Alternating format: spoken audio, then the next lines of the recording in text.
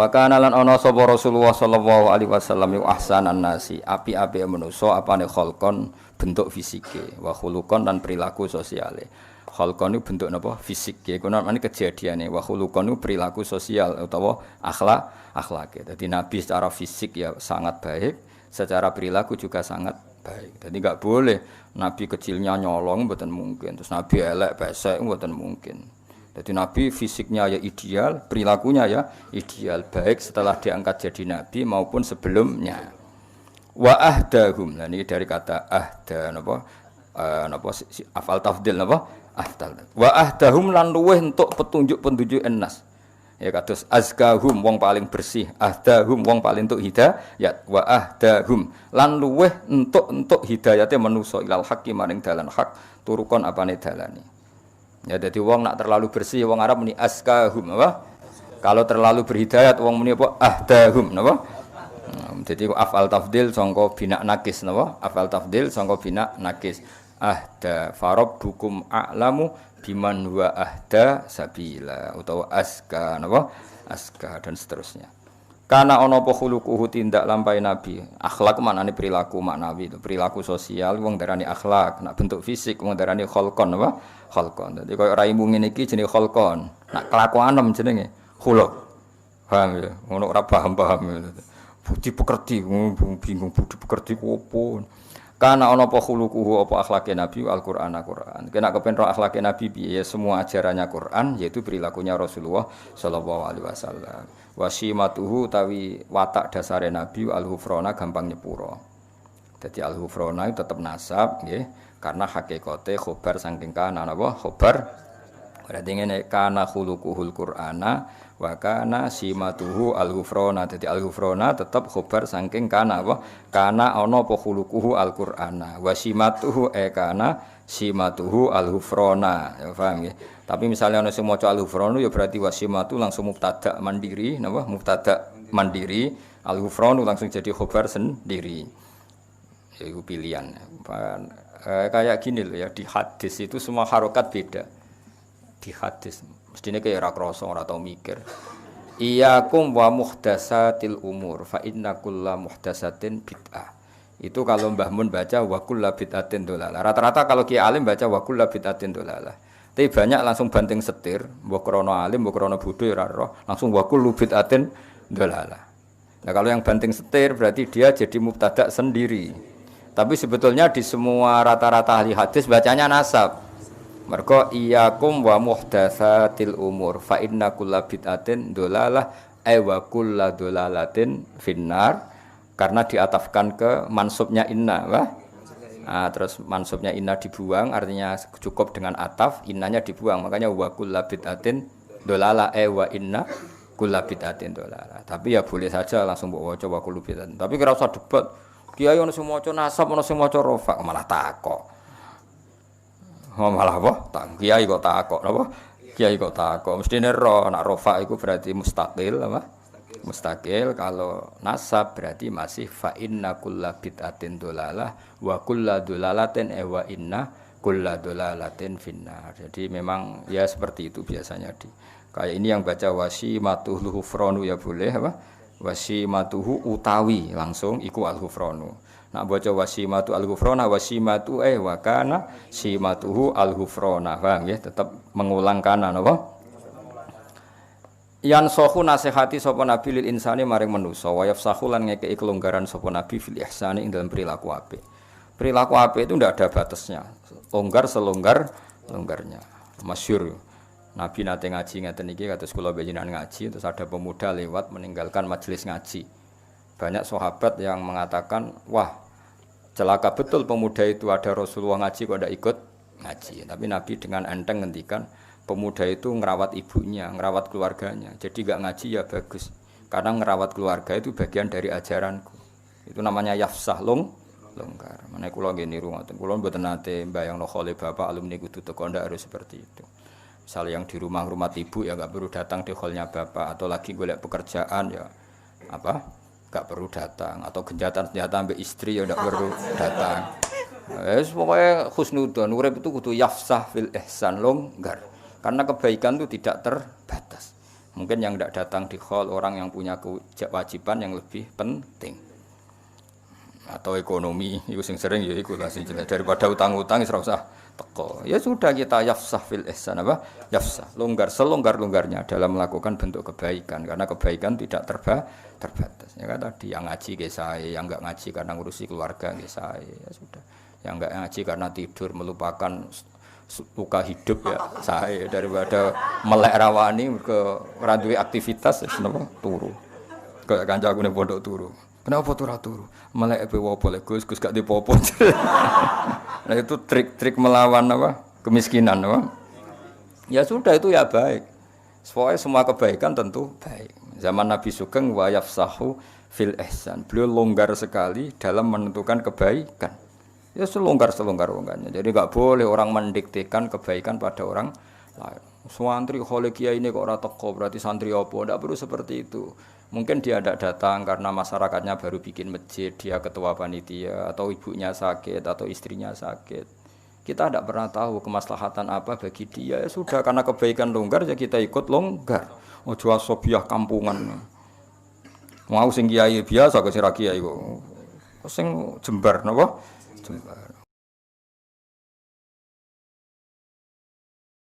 Santri alim ya barokah, bodoh ya barokah, setengah alim setengah bodoh ya barokah. Pira-pira zaman akhir gelem ngaji. Gak penting pahammu, gak penting.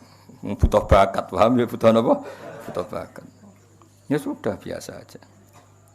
Wayak fulan gampang nyepura sapa nabi ani dzambi saking dosa ida kana nalikane ana apa dzambun fi haqqi dalam haqqi nabi wa sababi lan sebab nabi. Nabi itu kalau dihujat orang atas nama pribadi, beliau mudah memaafkan. Tapi kalau orang menghujat sholat, menghujat Quran, wah itu marah besar beliau karena itu tidak hadzun nafsi. Jadi kamane cara bahasa Indonesia ya, jika urusan pribadi Nabi gampang memaafkan, tapi kalau urusan kehormatannya Allah, Nabi enggak bisa memaafkan. Wa idza du'a nalikane den sia-sia apa hak wa hak Allah taala lam yakum. Mongko ora bakal jumeneng sapa ahadun niku debi qiyamihi sallallahu alaihi wasallam. Niki ada tasbih yang dibuang. Semua syarah mengatakan ada tasbih yang dibuang. Maksudnya gini, jika kehormatan Allah ditindas, jika kehormatan Allah dilukai, maka tidak ada orang segarang seperti garangnya Kanjeng Nabi. Jadi mereka sebenarnya lam yakum ahadun dihudubi hudubihi sallallahu alaihi wasallam. Paham ya? Nabi itu kalau untuk pribadi dihujat gak apa-apa. Tapi kalau yang dihujat Quran, itu Nabi akan marah besar. Dan tidak ada seorang yang bisa marah semarah Kanjeng Nabi. Paham ya? Jadi mereka begini, lam yakum ahadun dihudubi kahudubin Nabi sallallahu alaihi wasallam idza du'a haqqullah. Paham ya? Jadi kamane sampean nak dadi kiai tenan niku misale nyeluk santri rapati cepet iku biasa. Tapi nek ana santri kok ora subuh cepet-cepet kowe tersinggung. Mergo enggak subuh cepet-cepet itu yang dilanggar haqqullah. Tapi nek gaekno kopi kowe iku khadzun nafsi. Orang harus bisa membedakan. Ketika aku ngongkon santri untuk bikin kopi saya kok terlambat, saya harusnya biasa.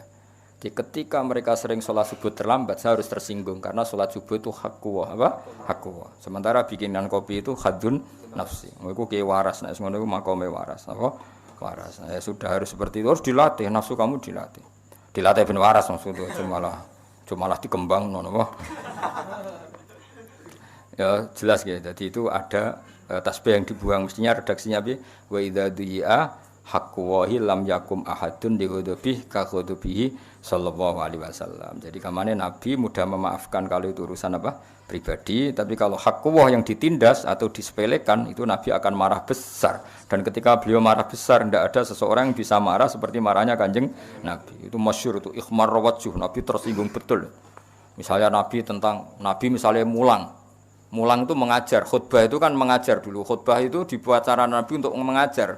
Beliau sedang nerangkan iddah itu kayak apa, tolak itu kayak apa, riba itu kayak apa. Kok ana wong dolanan pulpen, sepele lah. Bahkan orang yang bilang ke temannya ansit, Nabi ngendikan kowe meneng. Itu malah diseneni sing ngomong. Padahal ngomongnya ngomong baik supaya temannya diam. Makanya Nabi dalam hal ilmu itu paling fanatik. Idza qulta li sahibika yaumal jumati ansit wal imam yahtub faqad lahul. Masyhur itu kan ada pas Nabi nerangkan ilmu ada yang main pasir. Apa? Ya pasir di garis-garis yang dulu kan enggak ada keramik. Itu Nabi duka betul. Karena Nabi tidak ingin ilmu yang luar biasa wahyu itu orang mendengarkan sambil dolanan pulpen, dolanan kertas, dolanan pasir itu tersinggung betul. Jadi Nabi kalau urusan ilmu itu tersinggung.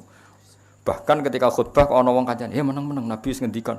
Sing mengingatkan kebaikan pun ini dimarahi sama Nabi. Karena apa? Tetap dia menyaingi ngendikan kan? Apapun niat baiknya ini kan tetap jadi ngendikan tandingan kan? Lho kowe ngandani kancamu ya tetap jadi ngendikan tandingan. Ya sudah harus menang semua. Kalau itu ada yang ngomong salah dibaro, dianggap wong liya. Makanya saya termasuk orang yang fanatik seperti itu. Saya beberapa kali ngajar di sarang, misalnya ada anak terlambat, terus salaman sama saya rata-rata menolak karena enggak fair. Wong yang datang awal saja enggak saya beri hak salaman, kok yang terlambat malah tak beri hak salaman. Itu kan enggak fair. Kan lucu kan, masa yang terlambat malah punya hak salaman. Hal-hal seperti itu harus fanatik. Apalagi yang terlambat itu menyita perhatian yang sudah hadir, itu enggak boleh. Seperti tadi, kenapa? Nabi ketika khutbah ada orang yang mengingatkan orang lain bilang ansit, itu kan peringatan yang baik. Tapi Nabi mengatakan faqat laghut, kamu salah apa? Jadi itu menunjukkan betapa fanatiknya Nabi kalau urusan ilmu, enggak nerima. Kalau ada orang ngaji enggak fokus itu enggak nerima. Mergo Nabi sesuai garisnya Allah Ta'ala, inna fi dzalika ladzikra liman kana lahu qalbun aw alqasama'a wa huwa syahid. Jadi Quran itu bisa manfaat bagi orang yang hatinya kalau mendengarkan fokus, aw alqasama'a wa huwa syahid. Syahid itu kamane fokus. Wah, itu kali itu Nabi marah besar.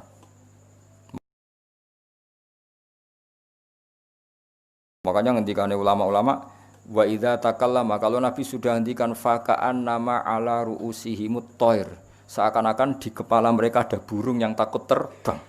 Jadi sahabat itu meneng-neng. Seakan-akan di kepalanya itu ada burung yang kalau sahabat gerak, burung itu terbang. Jadi semuanya diam, seakan-akan mempertahankan burung yang takut terbang. Saking diamnya apa? Saking diamnya. Itu ulama bayangkan faka'an nama ala ru'usihimut thair.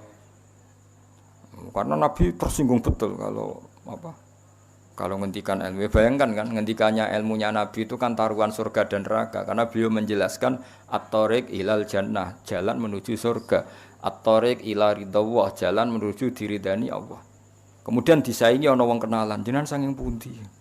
Nembe rawuh, kan ngenyek wong. Oh, sok ngendikane Nabi tentang surga neraka disaingi kenalan. Kenalan bar ngaji ayo kena. Ya, hal-hal seperti itu yang awam kadang tidak barokah itu. Jadi apa ya? Sepele tapi itu mengganggu betul. Apa? Kan lucu kan, Nabi ini kan ngendikan surga neraka, disaingi kenalan. Bukan lucu kan. Kriminal besar cara zaman. Ya cuma kiai-kiai tidak perlu niru kayak Nabi ya, karena kualitas ngendikannya ora kayak Nabi. Tapi orang awam ya harus tahu diri lah. Itu kan wong koyo ora ono wektu wae kenalan kok kan ya bisa itu.